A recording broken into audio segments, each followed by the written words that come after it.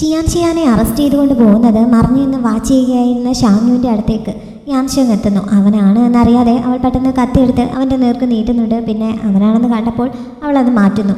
കുറേ സമയമായിട്ടും അവളെ കാണാത്തതുകൊണ്ട് അവൻ അന്വേഷിച്ചു വന്നതായിരുന്നു. അവിടെ സംഭവിച്ച കാര്യങ്ങളൊക്കെ ഷാങ്യു അവനെ അറിയിക്കുന്നുണ്ട്. ഇനി ഷിയാനെ രക്ഷപ്പെടുത്താൻ മജിസ്ട്രേറ്റിനെ കിഡ്നാപ്പ് ചെയ്യുകയാണ് നല്ല മാർഗമെന്നാണ് എനിക്ക് തോന്നുന്നതെന്ന് അവൾ പറയുകയും ചെയ്യുന്നു. നിനക്ക് ഈ പൊട്ടബുദ്ധിയൊക്കെ ആരാണ് പറഞ്ഞിരുന്നതെന്ന് ചോദിച്ച് അവൻ അവളെ വഴക്ക് പറയുന്നുണ്ട്. പിന്നെ അവിടെ ശരിക്കും സംഭവിക്കാൻ പോകുന്നത് എന്താണെന്ന് അവൻ പറയുന്നു. ജനങ്ങളുടെ ഇടയിൽ പ്രശ്നങ്ങൾ ഉണ്ടാക്കുന്നതിന് വേണ്ടി ആരോ മനഃപൂർവ്വം ചെയ്യിക്കുന്നതാണ് ഇതൊക്കെ. ഷിയാൻ്റെ റെസ്റ്റോറൻറ്റിൽ നടന്ന സംഭവം അതിൻ്റെ ഒരു ഭാഗം മാത്രമാണ്. ഇങ്ങനെ ഇവിടെ ജനങ്ങൾക്കിടയിൽ പ്രശ്നങ്ങൾ ഉണ്ടാകുമ്പോൾ ഇത് സോൾവ് ചെയ്യാനായിട്ട് ഗവൺമെൻറ്റിൻ്റെ ഒഫീഷ്യൽസ് ഇങ്ങോട്ടേക്ക് എത്തുമല്ലോ.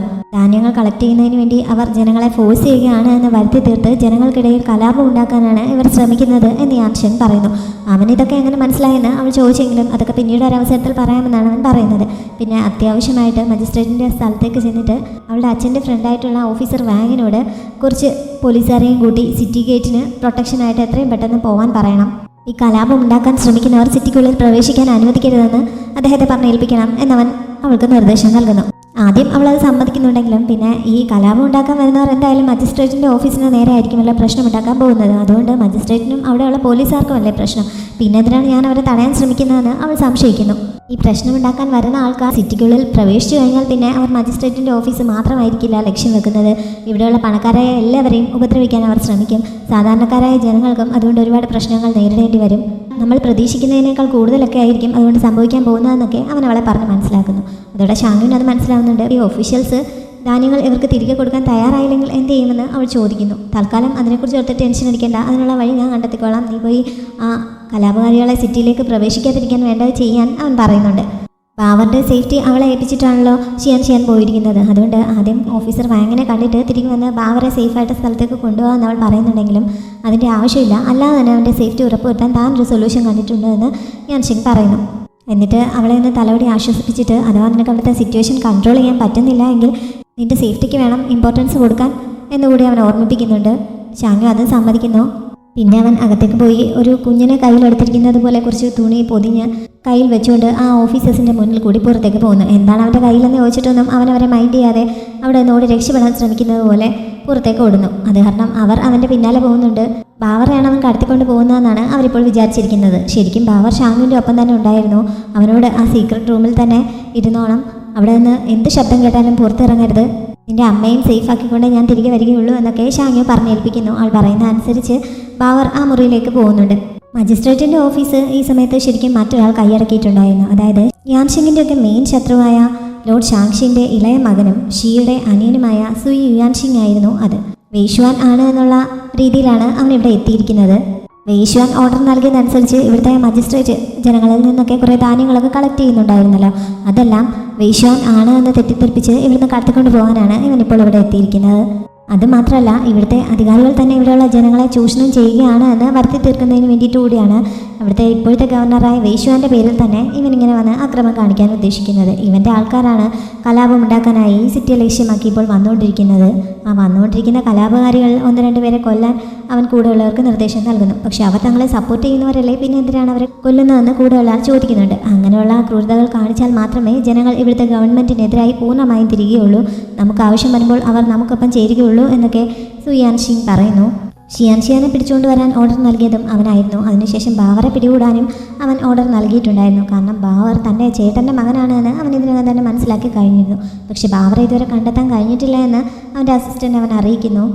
അവനെ പിടികൂടിയാൽ തന്നെ ഉപദ്രവിക്കരുത്, എത്രക്കാലം എൻ്റെ ചേട്ടൻ്റെ മകനല്ല എന്ന് കൂടി അവൻ പറയുന്നുണ്ട്.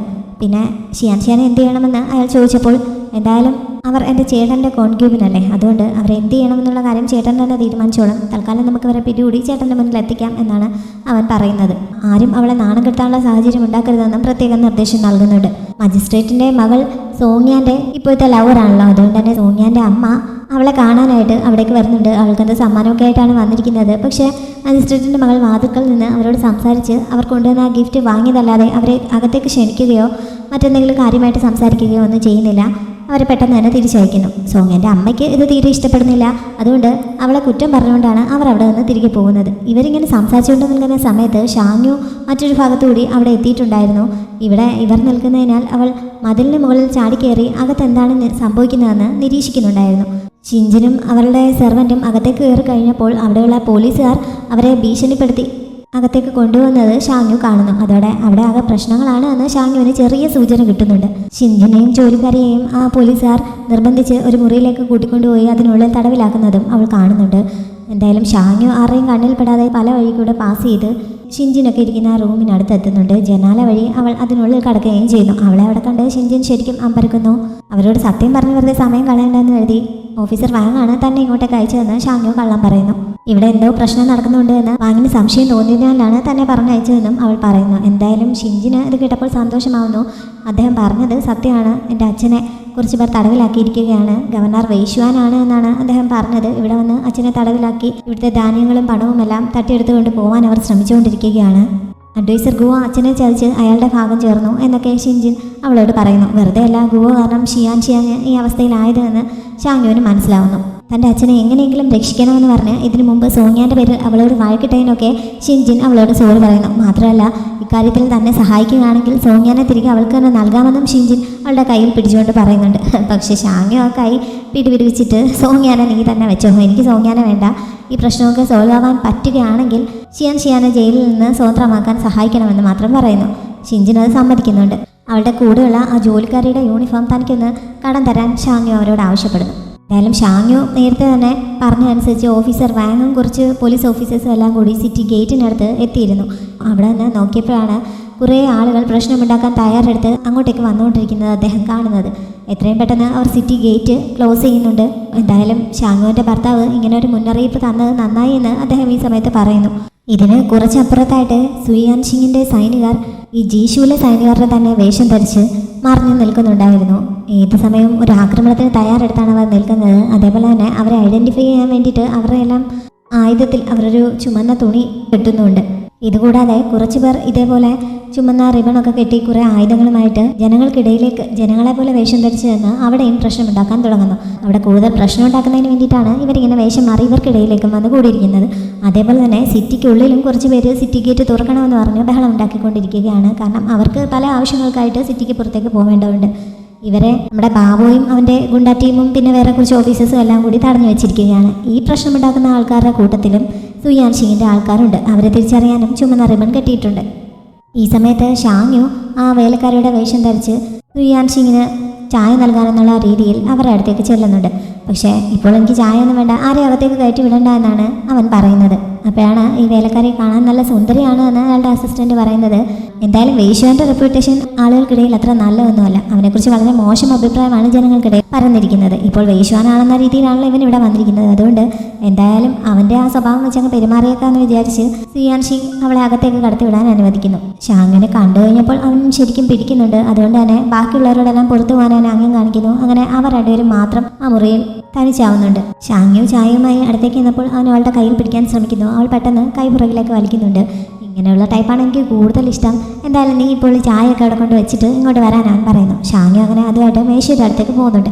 ഈ സമയത്ത് ഇവളിവനെ ഒന്ന് ശരിക്കും വാച്ച് ചെയ്യുന്നു. ഇതായിരിക്കും വൈശ്വാൻ. ഇനിയിപ്പോൾ ഇവൻ വൈശ്വാൻ ആയാലും അല്ലെങ്കിലും എനിക്കൊരു കുഴപ്പമില്ല, എന്തായാലും ഞാനിവനെ കിഡ്നാപ്പ് ചെയ്യും എന്നൊക്കെ അവൾ മനസ്സിൽ ചിന്തിക്കുന്നുണ്ട്. എന്നിട്ട് ആ ചായ മേശപ്പുറത്തേക്ക് കൊണ്ടുവച്ചിട്ട് അതുകൊണ്ട് വന്ന് ആ ട്രേ എടുത്ത് അവൻ്റെ തലയ്ക്ക് അടിക്കാനായിട്ട് ഒരുങ്ങുന്നു. പക്ഷേ അവൻ ആ മൂവ്മെൻറ്റ് മനസ്സിലാക്കി ഒഴിഞ്ഞു മാറുന്നതുകൊണ്ട് അതിലവന് പരിക്കൊന്നും പറ്റുന്നില്ല. അവൾ അറ്റാക്ക് ചെയ്യാൻ തുടങ്ങുന്നതുകൊണ്ട് അവൻ എതിർക്കുകയും ചെയ്യുന്നു. പക്ഷേ ഒറ്റ സെക്കൻഡ് കൊണ്ട് ഷാങ്യു അവനെ പരാജയപ്പെടുത്തി അവൻ്റെ കഴുത്തിനൊരു കയറിട്ട് കെട്ടി മുറുക്കി വലിക്കുന്നു. എന്നിട്ട് ഒരു കത്തിയെടുത്ത് അവൻ്റെ കഴുത്തിന് നേർക്ക് പിടിക്കുകയും ചെയ്യുന്നുണ്ട്. ഈ ബഹളമെല്ലാം കൂടെ കേട്ടുകൊണ്ട് പുറത്തു നിന്നവരെല്ലാം അകത്തേക്ക് ഓടി കയറുന്നുണ്ടെങ്കിലും അപ്പോഴേക്കും അവൻ അവളുടെ കസ്റ്റഡിയിലായി കഴിഞ്ഞിരുന്നു. നീ ഭാവിയിൽ എൻ്റെ കയ്യിലെങ്ങും വന്ന് പെടാതിരിക്കുന്നതാണ് നിനക്ക് നല്ലത്, ഇല്ലെങ്കിൽ നിന്നെ കൊന്ന് ഞാൻ ഇവിടുത്തെ സിറ്റി ഗേറ്റിന് മുന്നിൽ കെട്ടിത്തൂക്കുമെന്ന് സുയാൻ സിംഗ് ഈ സമയത്ത് പറയുന്നുണ്ട്. ഷാങ്യു അവൻ്റെ തലക്കിട്ടൊരെണ്ണം കൊടുക്കുന്നു. പന്നിയെ കൊല്ലുമ്പോൾ അതിനടിക്കുന്നത് പോലെയുള്ള അടിയാണ് അവൾ കൊടുത്തത്. അവന് ശരിക്കും വേദനിക്കുന്നുണ്ട്. അവൻ്റെ കണ്ണ് തള്ളിപ്പോയി എന്ന് തന്നെ പറയാം. അവനെ ആദ്യമായിട്ടാണ് ഒരു പെണ്ണിങ്ങനെ ഉപദ്രവിക്കുന്നത്. ഷാങ്യു പിന്നെയും അവനെ പിടിച്ച് നേരെ എത്തിയിട്ട് അവൻ്റെ കഴുത്തിന് നേരെ കത്തി കൊണ്ടുവന്നിട്ട് ആദ്യം നീ ഇവിടെ നിന്ന് ജീവനോടെ രക്ഷപ്പെട്ടു പോകാൻ പറ്റുമോ നോക്ക്, പിന്നെയല്ലേ ഭാവിയെ പറ്റി ചിന്തിക്കുന്നത് എന്ന് പറയുന്നുണ്ട്. ഞാൻ പറയുന്ന അനുസരിച്ചാൽ നമ്മുടെ ജനറലിനെ വെറുതെ വിടാമെന്ന് അവൾ അവിടെ ഉണ്ടായിരുന്നവരോട് പറയുന്നു. അവൾ പറയുന്നത് പോലെ അനുസരിക്കാൻ സുയാൻ സിംഗും അവർക്ക് ഓർഡർ നൽകുന്നു. എന്നിട്ട് നിന്നെ ഞാൻ ഒരിക്കലും മറക്കില്ല എന്നും അവളോട് പറയുന്നുണ്ട്. വെറുതെ എന്നെ ഓർത്തിരിക്കല്ലേ, ഞാനിവിടുത്തെ മജിസ്ട്രേറ്റ് പറയുന്ന അനുസരിച്ച് ചെയ്യുന്നതേ ഉള്ളൂ എന്ന് ഷാങ്യു അവനോട് പറയുന്നുണ്ട്. വാങ് ഈ സമയം സിറ്റി ഗേറ്റിന് പുറത്ത് പ്രശ്നമുണ്ടാക്കുന്നവരുമായി ഒത്തുതീർപ്പുണ്ടാക്കാനുള്ള ശ്രമത്തിലായിരുന്നു. നിങ്ങളിങ്ങനെ പ്രശ്നമുണ്ടാക്കരുത്, എന്ത് പ്രശ്നമാണെങ്കിലും നമുക്ക് പരിഹാരം ഉണ്ടാക്കാം, നിങ്ങളുടെ കയ്യിൽ നിന്ന് പിടികൂടിയ ധാന്യങ്ങളൊക്കെ തിരികെ തരാം എന്നൊക്കെ അദ്ദേഹം പറയുന്നുണ്ട്. സാധാരണക്കാരായ ആളുകൾ ഇത് കേട്ട് ഒന്ന് തണുക്കുന്നുണ്ട്. പക്ഷേ ഈ പ്രശ്നം ഉണ്ടാക്കാനായിട്ട് അക്കൂട്ടത്തിൽ വന്ന് കൂടിയിരിക്കുന്നവർ ഇതൊന്നും ഒരു കോംപ്രമൈസായിട്ട് അംഗീകരിക്കുന്നില്ല. അവർ പിന്നെയും ഓരോന്ന് പറഞ്ഞ് കൂടുതൽ പ്രശ്നങ്ങൾ ഉണ്ടാക്കിക്കൊണ്ടിരിക്കുകയാണ്. അതോടെ വാങ്ങിന് കുറച്ചുകൂടി സ്ട്രിക്റ്റ് ആവേണ്ടി വരുന്നു. ഇനി നിങ്ങൾ മുന്നോട്ട് വരികയാണെങ്കിൽ എനിക്ക് ഷൂട്ട് ചെയ്യേണ്ടി വരുമെന്ന് അദ്ദേഹം പറയുന്നു. അതോടെ അവിടെ കൂടിയിരുന്ന ആളുകളൊക്കെ ഒന്ന് പേടിക്കുന്നു. ഈ കാഴ്ചയൊക്കെ കുറേ ദൂരത്ത് നിന്ന് ഷീ കാണുന്നുണ്ടായിരുന്നു. ആളുകൾക്കിടയിൽ പ്രശ്നമുണ്ടാക്കാനായിട്ട് പ്ലാൻ ചെയ്ത കാര്യങ്ങൾ ഇത്രത്തോളം വഷളാക്കിയതൊക്കെ ഇവൻ്റെ പ്ലാനിങ് ആയിരുന്നു. കാര്യങ്ങളെല്ലാം താൻ പ്ലാൻ ചെയ്തതുപോലെ മുന്നോട്ട് പോകുന്നതായിട്ട് സന്തോഷം അങ്ങനെ നിൽക്കുമ്പോഴാണ് സാഹു അവൻ്റെ അടുത്തേക്ക് വന്നിട്ട് അവൻ്റെ അച്ഛൻ്റെ രാജ്യത്തേക്ക് അയച്ചു കൊടുത്ത ആ 2 ലക്ഷം രൂപ മൂല്യം വരുന്ന ധാന്യങ്ങൾ വഴിയിൽ വെച്ച് ആരോ തട്ടിയെടുത്തിരിക്കുന്നുവെന്ന് അറിയിക്കുന്നത്. അവർക്ക് നേരെ ആക്രമണം നടത്തിയത് 2 ഗ്രൂപ്പായിരുന്നു. ഒന്ന് യാൻഷെങ്ങിൻ്റെ സ്പെഷ്യൽ ആർമിയും മറ്റേത് ജീഷുവിൻ്റെ ജനറൽ ഹേയുടെ കൺട്രോളിലുള്ള ആർമിയും. ഇവർ 2 പേരും കൂടി അറ്റാക്ക് ചെയ്തുകൊണ്ട് തങ്ങൾക്ക് പിടിച്ചു നിൽക്കാൻ പറ്റിയില്ല, ധാന്യങ്ങൾ നഷ്ടപ്പെട്ടുവെന്നാണ് സാഹു റിപ്പോർട്ട് ചെയ്യുന്നത്. ജനറൽ ഹേ വെയ്യാൻ്റെ അണ്ടറിലുള്ള ആളാണല്ലോ. വെയ്യാനാണ് തന്നെ കൊല്ലാൻ ശ്രമിച്ചതെന്ന് യാൻഷെങ് അറിയുകയും ചെയ്തു. എന്നിട്ടും ഇവർ 2 പേരും എങ്ങനെ ഒരുമിച്ച് പ്രവർത്തിച്ചുവെന്ന് ഇവർക്ക് മനസ്സിലാവുന്നില്ല. അങ്ങനെ ഷീ ആകെ കലിപ്പിൽ നിൽക്കുമ്പോൾ അവൻ്റെ അസിസ്റ്റൻ്റ് വന്നിട്ട് ഈ പ്രശ്നം ഉണ്ടാക്കാനായിട്ടുള്ള ആൾക്കാരുടെ ഇടയിലൊക്കെ നമ്മുടെ ആൾക്കാർ കയറി പറ്റി കഴിഞ്ഞിരിക്കുന്നു, എല്ലാം നമ്മൾ വിചാരിച്ചതുപോലെയാണ് മുന്നോട്ട് പോയിക്കൊണ്ടിരിക്കുന്നത്. അതേപോലെ സുയാൻ ഷിങ്ങിനെ ബാക്കപ്പ് നൽകാനായിട്ട് നമ്മുടെ 1000-ഓളം സൈനികർ ഇവിടെ അടുത്ത് എത്തിക്കഴിഞ്ഞിരിക്കുന്നുവെന്നും റിപ്പോർട്ട് ചെയ്യുന്നു. ധാന്യങ്ങൾ നഷ്ടമായെങ്കിലും ഈ കാര്യങ്ങളൊക്കെ വിചാരിച്ച പോലെ തന്നെ നടക്കുന്നത് അവനെ സന്തോഷിപ്പിക്കുന്നുണ്ട്. വെയ്ഷുവാൻ്റെ പേരിൽ കൂടുതൽ കുറ്റങ്ങൾ കൊണ്ടുവരുന്നതിന് വേണ്ടിയിട്ടാണ് ഇവൻ ഇങ്ങനെയൊക്കെ പ്ലാൻ ചെയ്യുന്നത്. അങ്ങനെ ആകുമ്പോൾ വെയ്ഷുവാനും അവൻ്റെ അച്ഛനായിട്ടുള്ള വെയ്യാനും രാജാവിൻ്റെ മുന്നിൽ കുറ്റക്കാരാവുമല്ലോ. സാധാരണക്കാരായ ആൾക്കാരെ കൊന്നെടുക്കുന്ന ക്രൂരന്മാരായി അവർ മാറും. അങ്ങനെ വെറുതെക്കിർക്കുകയാണ് ഇവൻ്റെ ഉദ്ദേശം. ഇതിനു വേണ്ടിയിട്ടാണ് ഈ പ്രശ്നങ്ങളൊക്കെ ഉണ്ടാക്കിക്കൊണ്ടിരിക്കുന്നത്. എന്തായാലും സുയാൻ ഷിങ് ഇപ്പോൾ യഥാർത്ഥത്തിലുള്ള അവൻ്റെ ശത്രുവിനെ കണ്ടുമുട്ടി കാണുമെന്നും അവൻ പറയുന്നു. അതായത് യാൻഷിങ്ങിനെ സുയാൻ ഷിങ് മീറ്റ് ചെയ്ത് കാണുമെന്നാണ് ഇവൻ പ്രതീക്ഷിക്കുന്നത്. പക്ഷേ അവനിപ്പോൾ ശരിക്കും ഷാങ്യുവിൻ്റെ പിടിയിലായിരിക്കുകയാണല്ലോ. ഷാങ്യു അവനെയും കൊണ്ട് ആ മുറിക്ക് പുറത്തേക്ക് വരുന്നു. എന്നിട്ട് അവിടെയുള്ള മജിസ്ട്രേറ്റ് ഓഫീസിലെ പോലീസുകാരെയൊക്കെ സ്വതന്ത്രരാക്കാൻ ആവശ്യപ്പെടുന്നുണ്ട്, അല്ലെങ്കിൽ അവനെ കൊല്ലുമെന്നും ഭീഷണിപ്പെടുത്തുന്നു. അങ്ങനെയാണെങ്കിൽ നീ എന്നെ കൊല്ല്, എൻ്റെ ആൾക്കാർ ഇപ്പോൾ സിറ്റി വളഞ്ഞ് ഇതിനുള്ളിൽ കയറി കഴിയും, ഇവിടെയുള്ള എല്ലാവരെയും കൊന്നെടുക്കും, പിന്നെ ആർക്കും ഇവിടെ നിന്ന് രക്ഷപ്പെടാൻ പറ്റില്ല. നീ ഇപ്പോൾ എന്നെ സ്വതന്ത്രമാക്കുകയാണെങ്കിൽ നിന്നെ ജീവിക്കാൻ ഞാൻ അനുവദിക്കാമെന്ന് സുയാൻ ഷിങ് പറയുന്നു. ഷാങ്യു ഇതായിട്ട് ദേഷ്യം സഹിക്കാൻ വയ്യാതെ അവനിട്ടൊരെണ്ണം പൊട്ടിക്കുന്നുണ്ട്. ഈ സിറ്റിയിലുള്ള ആൾക്കാരെ കൊല്ലുമെന്നാണോ നീ പറയുന്നത്? അതിനെ നിന്നെ ഞാൻ അനുവദിച്ചിട്ട് വേണ്ടേ? നിന്നെ കൊണ്ട് ഞാൻ സിറ്റി ഗേറ്റിനടുത്തേക്ക് പോകാൻ പോവുകയാണ് എന്ന് അവൾ പറയുന്നു. അവൾ രണ്ടാമതും തല്ലിയപ്പോഴേക്കും സുയാൻ ഷിങ് അവളെ ശരിക്കും നോട്ട് ചെയ്യുന്നുണ്ട്. നിന്നെ ഞാൻ ഒരിക്കലും മറക്കാൻ പോകുന്നില്ല, ഈ മുഖം ഞാൻ എന്നും ഓർത്തിരിക്കുമെന്ന് അവൻ പറയുന്നു. ഷാങ്യുവിന് അതുകൂടി കേട്ടപ്പോൾ ശരിക്കും ദേഷ്യം വരുന്നുണ്ട്. നീ പറഞ്ഞതുപോലെ മജിസ്ട്രേറ്റ് ഞാൻ സ്വതന്ത്രമാക്കിയില്ലേ, ഇനി എനിക്ക് എന്നെ വിട്ടൂടെ എന്ന് അവൻ ചോദിച്ചെങ്കിലും അവൾ അതിന് മറുപടി പറയുന്നില്ല. സിറ്റി ഗേറ്റിൽ ഈ സമയത്ത് കാര്യങ്ങൾ കൂടുതൽ വഷളായിക്കൊണ്ടിരിക്കുകയായിരുന്നു. വാങ് ഇതുവരെ ആരെയും ഷൂട്ട് ചെയ്യാൻ പറഞ്ഞിട്ടില്ല. പക്ഷേ അദ്ദേഹത്തിനൊപ്പം നിൽക്കുന്ന ഓഫീസേഴ്സിൻ്റെ ഇടയിലും സുയാൻ ഷിങ്ങിൻ്റെ ആൾക്കാരുണ്ട്. അങ്ങനെ ഒരാൾ വാങ് ഓർഡർ നൽകാതെ തന്നെ ആൾക്കാർക്കിടയിലേക്ക് ഷൂട്ട് ചെയ്ത് ഒരാളെ കൊല്ലുന്നു. അത് പ്രശ്നമുണ്ടാക്കാൻ കാത്തിരുന്നവർക്ക് ഒരു ചാൻസ് നൽകുന്നുണ്ട്. എല്ലാവരും കൂടി ഒന്നുകൂടി വയലൻ്റ് ആയിട്ട് ഇവർക്ക് നേരെ തിരിയുന്നു. സുയാൻ ഷിങ്ങിൻ്റെ ആൾ വീണ്ടും ഇവർക്ക് നേരെ ഷൂട്ട് ചെയ്യാൻ തുടങ്ങുന്നുണ്ടെങ്കിലും അവിടെ എത്തിയ യാൻഷൻ അയാളെ തള്ളി താഴേക്ക് ഇട്ട് കൊടുക്കുന്നു. നല്ല പൊക്കത്തിൽ നിന്ന് വീഴുന്നത് കൊണ്ട് അയാൾ അപ്പോൾ തന്നെ മരിക്കുന്നുണ്ട്. യാൻഷങ്ങാണ് അവിടെ നിൽക്കുന്നതെന്ന് ആർക്കും മനസ്സിലാവുന്നില്ല. കാരണം തിരിച്ചറിയാത്ത വിധത്തിൽ ഒരു മാസ്ക് ധരിച്ചാണ് അവൻ വന്നിരിക്കുന്നത്. പ്രശ്നമുണ്ടാക്കുന്നവനെ നിങ്ങളുടെ മുന്നിലേക്ക് ഇട്ട് കഴിഞ്ഞു, ഇനി വെറുതെ ബഹളം ഉണ്ടാക്കരുതെന്ന് അവൻ അവിടെ കൂടുതലിപ്പുണ്ടായിരുന്ന ആളുകളോട് പറയുകയും ചെയ്യുന്നു. വാങ്ങിന് ഇവനെ മനസ്സിലാവാഞ്ഞിട്ട് ഇവൻ ആരാണെന്ന് ചോദിക്കുന്നുണ്ട്. അവൻ അദ്ദേഹത്തിനെ കുറിച്ച് അടുത്തേക്ക് എന്നിട്ട് ഇവിടെ നിൽക്കുന്ന ഓഫീസേഴ്സിൽ ചുമന്ന റിബൺ ധരിച്ചിരിക്കുന്ന എല്ലാവരും കലാപകാരികളാണ്, അവരെ കൊല്ലാൻ പറയുന്നു. അപ്പോഴാണ് വാങ് അത് ശ്രദ്ധിക്കുന്നത്. അദ്ദേഹം ഉടനെ തന്നെ അതിനുള്ള ഓർഡർ നൽകുന്നു. അങ്ങനെ അവിടെ ഫൈറ്റ് ആവുന്നുണ്ട്. യാൻഷൻ അതിൽ നിന്ന് വാളുമായിട്ട് ഓടി നടന്നപ്പോഴേക്കും മിക്കവാറും ഒരു 10 പേരെങ്കിലും അവിടെ കൊല്ലപ്പെട്ടിട്ടുണ്ടാകും. അത്രയ്ക്ക് എക്സ്പീരിയൻസോടെയാണ് അവൻ ഇത് കൈകാര്യം ചെയ്യുന്നത്. ഈ സമയത്ത് ഷാങ്യുവൊക്കെ നിൽക്കുന്നിടത്തേക്ക് ഒരു ഓഫീസർ ഓടി വന്നിട്ട് കുറച്ച് പേർ വന്ന് അവിടെ ഉണ്ടായിരുന്ന ധാന്യങ്ങളെല്ലാം എടുത്തുകൊണ്ട് പോവുകയാണ്. അതെല്ലാം ജനങ്ങൾക്ക് സിറ്റി ഗേറ്റിനടുത്ത് കൊണ്ടുപോയി തിരികെ കൊടുക്കാൻ പോവുകയാണ് എന്നാണ് പറഞ്ഞത് എന്നൊക്കെ അറിയിക്കുന്നു. അതോടെ യാൻഷൻ അവൻ്റെ ദൗത്യത്തിൽ വിജയിച്ചിരിക്കുന്നുവെന്ന് ഷാങ്യുവിന് മനസ്സിലാവുന്നുണ്ട്. ഇനിയിപ്പോൾ എന്ത് ചെയ്യണമെന്ന് അവളൊന്ന് ആലോചിക്കുന്നു. സുയാൻ ഷിങ് അവിടുത്തെ ഒരു ഹയർ ഒഫീഷ്യൽ ആണെന്നാണല്ലോ അവളിപ്പോൾ വിചാരിച്ചു വെച്ചിരിക്കുന്നത്. അവനെ കൊല്ലുകയാണെങ്കിൽ അതിൻ്റെ പേരിൽ ഭാവിയിൽ താൻ ക്രൂശിക്കപ്പെടാൻ സാധ്യതയുണ്ട്. ഇപ്പോൾ അവനെ വിട്ടയക്കുകയാണെങ്കിൽ ഇനിയുള്ള തൻ്റെ ജീവിതം നരകമായിരിക്കും. അതുകൊണ്ട് മജിസ്ട്രേറ്റിനെ കൊണ്ട് അവന് തക്കതായ എന്തെങ്കിലും ശിക്ഷ കൊടുപ്പിക്കാമെന്ന് കരുതി അവൾ മജിസ്ട്രേറ്റിനോട് അയാളുടെ അഭിപ്രായം ചോദിക്കുന്നു. പക്ഷേ അയാളൊരു പേടിത്തൊണ്ടനാണ്. ഇവർക്കെതിരായിട്ട് ഒന്നും ചെയ്യാനുള്ള ധൈര്യം അയാൾക്കുണ്ടായിരുന്നില്ല. ഇപ്പോൾ പ്രശ്നങ്ങളെല്ലാം ഒരുവിധം സോൾവ് ആയില്ലേ, അതുകൊണ്ട് ഞാനിതൊക്കെ കണ്ടില്ലെന്ന് നടിച്ച് ഇവിടെ അങ്ങ് ഇരുന്നോളാമെന്നാണ് അയാൾ പറയുന്നത്. ഷിൻജിന് അദ്ദേഹത്തെക്കാൾ കൂടുതൽ ധൈര്യം ഉണ്ടായിരുന്നു. അച്ഛൻ ഇങ്ങനെ പേടിച്ചാൽ എങ്ങനെ ശരിയാവും? ആ ബച്ചർ ഗേളിന് അച്ഛനേക്കാൾ കൂടുതൽ ധൈര്യമുണ്ടല്ലോ എന്നൊക്കെ ചോദിച്ച് അവൾ അച്ഛനെ ഒന്ന് ഇൻസ്പയർ ചെയ്യാനായിട്ട് ശ്രമിക്കുന്നുണ്ട്. പക്ഷേ നിനക്ക് എന്തറിയാം, നീ വീടിനകത്തിരിക്കുന്ന ഒരു പൊട്ടിപ്പെണ്ണാണ്. ഈ പ്രശ്നമുണ്ടാക്കുന്നവർ ഈ സിറ്റിയിലേക്ക് കടന്നു കഴിഞ്ഞാൽ ആദ്യം കൊല്ലാൻ പോകുന്നത് എന്നെ ആയിരിക്കും. അതുകൊണ്ട് എൻ്റെ ജീവൻ എങ്ങനെയെങ്കിലും സേഫ് ആക്കാനാണ് ഞാൻ ശ്രമിക്കേണ്ടതെന്ന് അയാൾ പറയുന്നു. അയാളോട് പറഞ്ഞിട്ട് കാര്യമില്ല എന്ന് ഷാങ്യുവിന് എന്തായാലും മനസ്സിലായി കഴിഞ്ഞിരുന്നു. അതുകൊണ്ട് തന്നെ അവൾ ഷിൻജിനെ ഒന്ന് ഉപയോഗിക്കാൻ ശ്രമിച്ചു നോക്കുന്നുണ്ട്. കലാപകാരികൾക്ക് മുന്നിൽ ഈ പ്രശ്നങ്ങൾ ഉണ്ടാക്കിയതിനൊക്കെ ഉത്തരവാദിത്തം ഏറ്റെടുക്കാൻ ഒരു ഒഫീഷ്യലിനാണല്ലോ അച്ഛന് ആവശ്യം. ഇവനെ അവിടേക്ക് കൊണ്ടുപോയി ഇവനാണ് ഈ പ്രശ്നത്തിനൊക്കെ കാരണമെന്ന് പറഞ്ഞ് അവരുടെ മുന്നിലേക്ക് ഇട്ടുകൊടുത്താൽ അച്ഛൻ്റെ പ്രശ്നത്തിന് സൊല്യൂഷൻ ആവുമല്ലോ എന്ന് ഷിൻജിൻ ഈ സമയത്ത് ചോദിക്കുന്നു. മജിസ്ട്രേറ്റിനും അത് നല്ലൊരു ഐഡിയ ആയിട്ട് തോന്നുന്നുണ്ട്. അങ്ങനെ ഇവരെയും കൊണ്ട് സിറ്റി ഗേറ്റിനടുത്തേക്ക് പോകാൻ അവർ തീരുമാനിക്കുന്നു. സുയാൻഷിങ്ങിനും അത് സമ്മതമായിരുന്നു. അവൻ്റെ ആൾക്കാർ ആ ഗേറ്റിനടുത്തുണ്ടല്ലോ, അവിടെ ചെന്ന് കഴിയുമ്പോൾ ഷാങ്ങിനെ ഒരു പാഠം പഠിപ്പിക്കാമെന്നാണ് അവനിപ്പോൾ വിചാരിക്കുന്നത്. അങ്ങനെ അവരെല്ലാവരും കൂടി അങ്ങോട്ടേക്ക് പുറപ്പെടുന്നു. സിറ്റി ഗേറ്റിൽ യാൻഷിങ്ങിൻ്റെ സഹായത്തോടെ ഓഫീസർ വാങ് ഒരുവിധം കാര്യങ്ങൾ കൺട്രോളിലാക്കിയിരുന്നു. അവിടെ അദ്ദേഹത്തിൻ്റെ സൈഡിലുണ്ടായിരുന്ന ചാരന്മാരെയൊക്കെ അവർ കൊന്നു കഴിഞ്ഞു. പിന്നെ അവർ ജനങ്ങളോട് സംസാരിച്ചുകൊണ്ടിരിക്കുകയാണ്.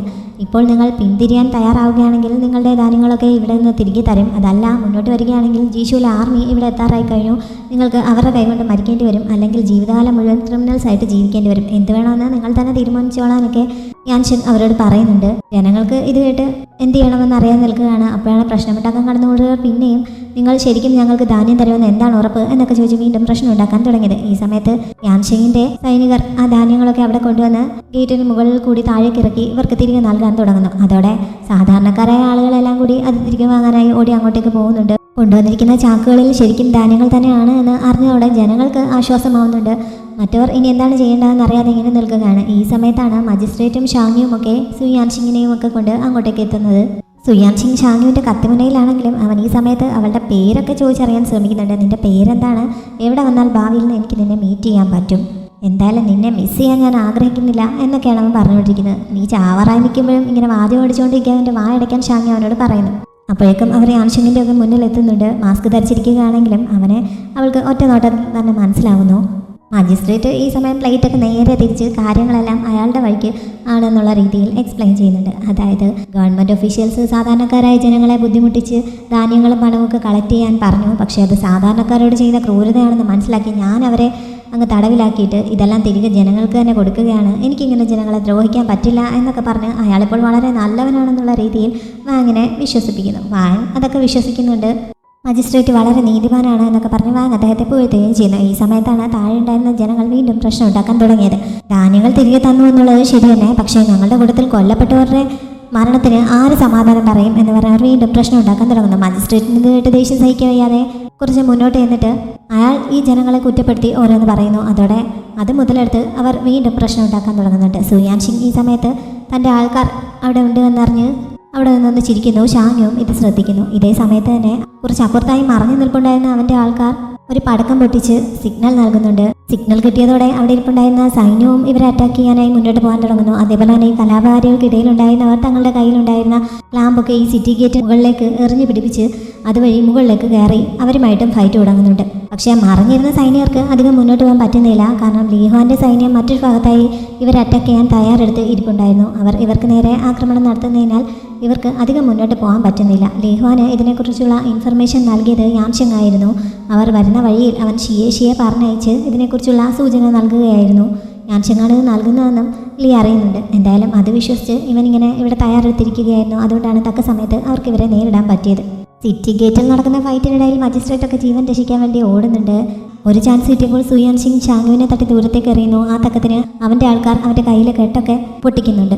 നിന്റെ ഗെയിം ഇതോടെ കഴിഞ്ഞു, നിനക്കെന്നെ കൊല്ലാൻ പറ്റുമെന്നാണോ വിചാരിച്ചതെന്ന് ചോദിച്ച് അവൻ ഷാങ്യുവിന് നേരെ അറ്റാക്ക് ചെയ്യാൻ തുടങ്ങുന്നു. അവൾ കയ്യിലുണ്ടായിരുന്ന ചെറിയ കത്തുകൊണ്ട് പറ്റാവുന്ന പോലെയൊക്കെ ഫൈറ്റ് ചെയ്ത് പിടിച്ച് നിൽക്കുന്നുണ്ട്. യാൻഷിങ് ഇത് ശ്രദ്ധിച്ചിരുന്നു. അവൻ ഇവിടേക്ക് അവളുടെ സഹായത്തിന് എത്താൻ ശ്രമിക്കുന്നുണ്ടെങ്കിലും അവൻ്റെ അടുത്തും കുറേ ആൾക്കാർ ഫൈറ്റ് ചെയ്യാനുണ്ടായിരുന്നതിനാൽ അവൻ അങ്ങോട്ടേക്ക് എത്തിപ്പെടാൻ പറ്റുന്നില്ല. ഷാങ്യു ഇടയ്ക്കൊക്കെ ഒന്ന് പതറുന്നുണ്ടെങ്കിലും ഒരു ചാൻസ് കിട്ടിയപ്പോൾ അവൾ സുയാൻഷിങ്ങിൻ്റെ ദേഹത്ത് പരിക്കേൽപ്പിക്കുകയും അവനെ തട്ടി ദൂരേക്ക് എറിയുകയും ചെയ്യുന്നുണ്ട്. അങ്ങനെ അവന് കുറച്ച് നല്ല രീതിയിൽ തന്നെ പരിക്ക് പറ്റുന്നു. ഷാങ്യു അത് കഴിഞ്ഞ് അവൻ്റെ നേർക്ക് ചാടി വീഴുന്നുണ്ടെങ്കിലും ഈ സമയത്ത് മറ്റൊരു ഭാഗത്ത് നിന്ന് സുയാൻഷിങ്ങിൻ്റെ വിശ്വസ്തൻ അവളെ കൊല്ലാനായി അറ്റാക്ക് ചെയ്യാൻ തുടങ്ങുന്നു. പക്ഷേ യാൻഷിങ് ഇത് ശ്രദ്ധിക്കുന്നുണ്ടായിരുന്നു. അവൻ അവിടെ നിന്നുകൊണ്ട് തന്നെ ഒരു വാളെടുത്തെറിഞ്ഞ് അയാളെ കൊല്ലുന്നുണ്ട്. അയാൾ മരിച്ചതോടെ സുയാൻഷിങ്ങിന് വലങ്കൈ നഷ്ടപ്പെട്ട പോലത്തെ ഒരു അവസ്ഥയായിരുന്നു. യാൻഷിങ്ങാണ് തന്നെ ഹെൽപ്പ് ചെയ്തതെന്ന് ഷാങ്യു കാണുന്നുണ്ട്. ലീഹുവാൻ്റെ ആൾക്കാർ ഈ സമയം അവരുമായിട്ട് ഫൈറ്റ് ചെയ്ത് അവശതയിലെത്തിക്കഴിഞ്ഞിരുന്നു. വളരെ ചെറിയൊരു ഗ്രൂപ്പ് അവിടെ കാണുകയുള്ളൂ എന്നായിരുന്നു അവൻ കരുതിയത്. അവൻ്റെ കൂടെ ആണെങ്കിൽ ആകെ 100 സൈനികർ മാത്രമേ ഉണ്ടായിരുന്നുള്ളൂ. പക്ഷേ സുയാൻഷിങ്ങിന് ഷീ ഏർപ്പാടാക്കിയ ബാക്കപ്പ് സൈന്യം അവിടേക്ക് വരുന്നുണ്ടായിരുന്നു. അത് 1000-ഓളം ആൾക്കാരുണ്ടായിരുന്നു. അവരെ നേരിടാൻ പറ്റില്ല, അവരുടെ കൈകൊണ്ട് മരിക്കേണ്ടി വരും എന്ന് തന്നെ ലീഹുവാൻ കരുതിയതാണ്. ഒരാൾ അവനെ കൊല്ലാനായി അവൻ്റെ അടുത്തേക്ക് എത്തിയപ്പോഴാണ് ജനറൽ ഹേയുടെ നേതൃത്വത്തിലുള്ള സൈനികർ അവിടെ എത്തി അവരെ ഹെൽപ്പ് ചെയ്യുന്നത്. ജനറൽ ഹേ തന്നെ നേരിട്ട് അവിടെ എത്തുന്നുണ്ട്. അദ്ദേഹത്തെ കണ്ടപ്പോൾ ലീഹുവാന് സമാധാനമാവുന്നു. ജനറൽ ഹേയുടെ സൈന്യം അവിടെ എത്തിക്കഴിഞ്ഞു, തങ്ങളുടെ 1000 സൈനികരെയും കൊന്നൊടുക്കി കഴിഞ്ഞു എന്നുള്ള വിവരം ഈ സമയം സുയാൻഷിങ്ങിന് കിട്ടുന്നുണ്ട്. ഇനി അവിടെ നിന്നാൽ ശരിയാവില്ല എന്ന് അവന് മനസ്സിലാവുന്നു. പോകുന്നതിന് മുമ്പ് മജിസ്ട്രേറ്റിനെ കൊന്നിട്ട് പോകാനൊരു ശ്രമം നടത്തുന്നുണ്ട്. അങ്ങനെ ഷാങ് മജിസ്ട്രേറ്റിന്റെ പ്രൊട്ടക്ഷൻ എത്തുന്നു. പക്ഷേ ഇടയ്ക്ക് അവളുടെ കയ്യിൽ അവന് പിടികിട്ടുന്നുണ്ട്. അവിടെ പിടിച്ചു നിൽക്കാൻ പറ്റില്ല എന്ന് അവനിപ്പോൾ ഏകദേശം ഉറപ്പായിരിക്കുന്നു. അതുകൊണ്ട് തന്നെ അവളെയും കൂടി തനിക്കൊപ്പം കൊണ്ടുപോകാൻ അവനൊരു ശ്രമം നടത്തുന്നുണ്ട്. ഞാൻ എൻ്റെ മനസ്സ് മാറ്റി നീ എനിക്കൊപ്പം വന്ന് എൻ്റെ കോൺക്യൂബിന് അവൻ പറഞ്ഞ് അവളെയും കൊണ്ടാണ് അവൻ സിറ്റി ഗേറ്റിന് മുകളിൽ നിന്ന് താഴേക്ക് ചാടുന്നത്. പക്ഷേ യാൻഷിങ് തക്ക സമയത്ത് ഇത് കണ്ട് ആരോ അവന് നേരെ ഷൂട്ട് ചെയ്യുന്നു. അവൻ്റെ പിടിവിട്ട സമയത്ത് ഒരു ഷാൾ ഉപയോഗിച്ച് ഷാങ്യുവിനെ തൻ്റെ അടുത്ത് വലിച്ചടുപ്പിക്കുകയും ചെയ്യുന്നുണ്ട്. സുയാൻഷിങ് പിന്നെ അവിടെ നിൽക്കാതെ അവിടെ നിന്ന് രക്ഷപ്പെട്ടു പോകുന്നു. ഷാങ്യുവിനോട് ഞാൻ തൽക്കാലം അവന് പിന്നാലെ പോവുകയാണ്, നമ്മുടെ സ്ഥിരം സ്ഥലത്ത് വെച്ച് മീറ്റ് ചെയ്യാമെന്ന് പറഞ്ഞിട്ട് യാൻഷിങ്ങും അവന് പിന്നാലെ പോകുന്നുണ്ട്. സിറ്റി ഗേറ്റിൽ നിന്ന് അവൻ ചാടി ഇറങ്ങുന്നതൊക്കെ കാണാനുണ്ടായിരുന്നു. ഷാങ്യു ഇതൊക്കെ കണ്ട് അഭിമാനത്തോടെ നിൽക്കുകയാണ്. പിന്നെയാണ് അവൻ പറഞ്ഞിട്ട് പോകാനെ പറ്റി അവൾ ചിന്തിക്കുന്നത്. സ്ഥിരം സ്ഥലത്ത് വെച്ച് കാണാമെന്ന് പറഞ്ഞിട്ടല്ല അവൻ പോയത്. സ്ഥിരം സ്ഥലം ഏതാണെന്ന് അവൾക്ക് മനസ്സിലാവുന്നില്ല. എന്തായാലും കാര്യങ്ങളൊക്കെ ഇപ്പോൾ അണ്ടർ കൺട്രോളിലായിരിക്കുന്നു. ജനറൽ ഹേയുടെ നേതൃത്വത്തിലുള്ള സൈന്യം ബാക്കി ശത്രുക്കളെയൊക്കെ കൊന്നൊടുക്കി സിറ്റിയിലേക്ക് എത്തുന്നു. സാധാരണക്കാരായ ജനങ്ങൾ തങ്ങൾ എന്തുകൊണ്ടാണ് ഇങ്ങനെ ഒരു സാഹചര്യത്തിലേക്ക് എത്തിപ്പെട്ടതെന്നൊക്കെ പറഞ്ഞ് അദ്ദേഹത്തോട് മാപ്പ് ചോദിക്കുന്നുണ്ട്. അവരുടെ കയ്യിൽ നിന്ന് പിടിച്ചെടുത്ത ധാന്യങ്ങളൊക്കെ തിരികെ നൽകാനുള്ള ഏർപ്പാടുകൾ ജനറൽ ഹേ ചെയ്യുന്നു. പിന്നെ അവരുടെ ഗ്രാമത്തിൽ നടന്ന കൊലപാതകത്തിന് പിന്നിൽ തങ്ങളല്ല, ഇതിന് പിന്നിലൊക്കെ നിങ്ങൾ വിചാരിക്കുന്നതിനപ്പുറം വേറെ കാര്യങ്ങളുണ്ട്, അതിനെപ്പറ്റിയൊക്കെ അന്വേഷിച്ച് വേണ്ട സൊല്യൂഷൻ കണ്ടെത്താമെന്നും അദ്ദേഹം അവർക്ക് ഉറപ്പ് കൊടുക്കുന്നു. അതോടെ അവരൊക്കെ പിരിഞ്ഞു പോകുന്നുണ്ട്. മജിസ്ട്രേറ്റ് അദ്ദേഹത്തിൻ്റെ മുന്നിൽ നല്ല വെള്ളം ചെമഞ്ഞ് ഇങ്ങനെ ഒരു കാര്യങ്ങളൊക്കെ പ്ലാൻ ചെയ്തിട്ട് താനാണ് എന്ന് വരുത്തി തീർക്കാൻ ശ്രമിക്കുന്നുണ്ട്. ഇങ്ങനെ കുറച്ച് കലാപകാരികൾ സിറ്റിയിലേക്ക് വരുന്നത് ശ്രദ്ധയിൽപ്പെട്ടപ്പോൾ തന്നെ ഓഫീസർ വാങ്ങിനെയും കുറച്ച് ആളുകളെയും ഞാൻ ഇങ്ങോട്ടേക്ക് പറഞ്ഞയച്ച് അവരെ തടയാൻ ശ്രമിക്കുകയായിരുന്നു എന്നൊക്കെ ഷാങ്യുവും യാൻഷിങ്ങും ചെയ്ത കാര്യങ്ങൾ എല്ലാം മജിസ്ട്രേറ്റ് സ്വന്തം ക്രെഡിറ്റിലേക്ക് ആക്കുന്നു. ഓഫീസർ വാങ്ങിന് മജിസ്ട്രേറ്റ് ഇങ്ങനെ കള്ളം പറയുന്നത് ഇഷ്ടപ്പെടുന്നില്ല. പക്ഷേ അദ്ദേഹത്തിന് എതിർത്തൊന്നും പറയാൻ പറ്റില്ലല്ലോ. പിന്നെ വാങ് ഇതിൽ നല്ല ഒരു സംഭാവന ചെയ്തിട്ടുണ്ട് എന്ന് പറഞ്ഞ് വാങ്ങിനെ കൂടി പ്രമോഷൻ നൽകണം എന്നുള്ള രീതിയിൽ മജിസ്ട്രേറ്റ് മുന്നിലേക്ക് നിർത്തുന്നുണ്ട്. പക്ഷേ വാങ് തനിക്കൊന്നും വേണ്ട, എൻ്റെ ഡ്യൂട്ടി മാത്രമാണ് ഞാൻ ചെയ്തതെന്ന് പറയുന്നു. പിന്നെ ഗവർണർക്ക് എന്തെങ്കിലും സഹായം ചെയ്യണമെന്നുണ്ടെങ്കിൽ ഇപ്പോൾ ഈ ഫൈറ്റിൽ ഒരുപാട് പോലീസ് ഓഫീസേഴ്സൊക്കെ അവിടെ കൊല്ലപ്പെട്ടല്ലോ, അവരുടെ കുടുംബത്തിന് എന്തെങ്കിലും സഹായം ചെയ്താൽ മതിയെന്ന് വാങ് പറയുന്നു. ജനറൽ ഹേ അത് അംഗീകരിക്കുന്നുണ്ട്. അത് കഴിഞ്ഞപ്പോഴാണ് ഇങ്ങനെ സമ്മാനം നൽകാൻ ഉദ്ദേശിക്കുന്നുണ്ടെങ്കിൽ അതിന് അർഹതപ്പെട്ട വേറൊരാൾ കൂടി ഉണ്ട് എന്ന് പറഞ്ഞ് വാങ് ഷാങ്യുവിനെ അവിടെയൊക്കെ തിരയുന്നത്. പക്ഷെ അവളെ അവിടെ ഒന്നും കാണാനുണ്ടായിരുന്നില്ല.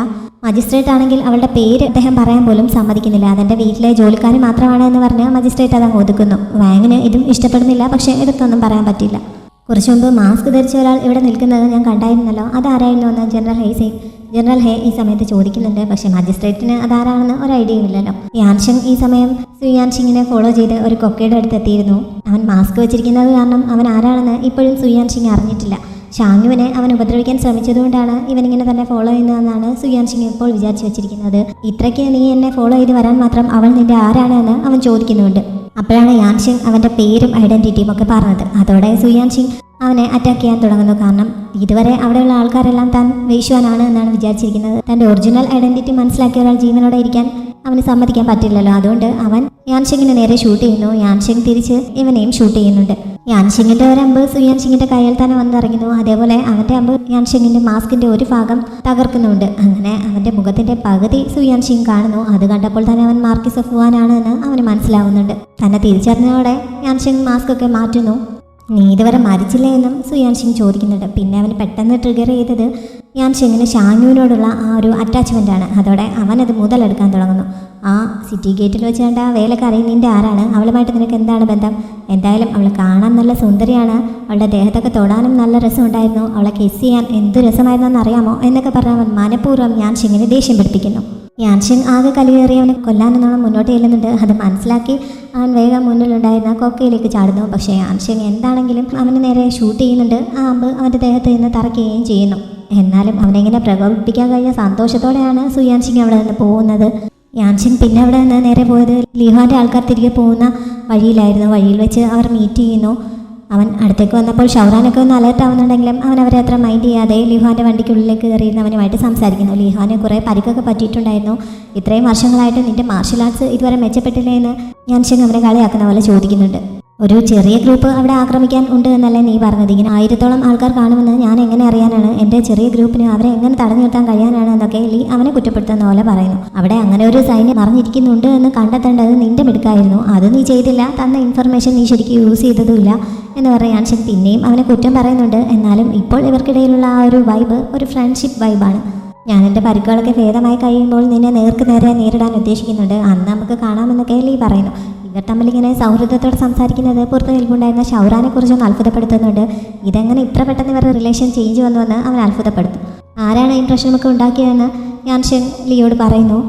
ഈ ചാൻസ് മുതലെടുത്ത് ലീ അവനെ തൻ്റെ ഒപ്പം നിർത്താൻ പറ്റുമോ എന്ന് ചെറുതായിട്ടൊന്ന് ശ്രമിച്ച് നോക്കുന്നുണ്ട്. പക്ഷെ അവനത് പറഞ്ഞു തുടങ്ങിയപ്പോൾ തന്നെ യാൻഷൻ അത് വിലക്കുന്നു. തൻ്റെ ടീച്ചറായ ജനറൽ ഹേയെ അവന് വിശ്വാസമാണെങ്കിൽ പിന്നെ തന്നെ എന്തുകൊണ്ട് വിശ്വസിക്കുന്നില്ല എന്ന് ലീ സംശയം ചോദിക്കുന്നുണ്ട്. ലീ കൂറ് കാണിക്കുന്നത് മുത്തശ്ശനോടാണ് എന്നാണ് യാൻഷൻ ഇപ്പോൾ വിശ്വസിക്കുന്നത്. അതുകൊണ്ടാണ് അവൻ ലീയെ കൂടെ കൂട്ടാൻ തയ്യാറാവാത്തത്.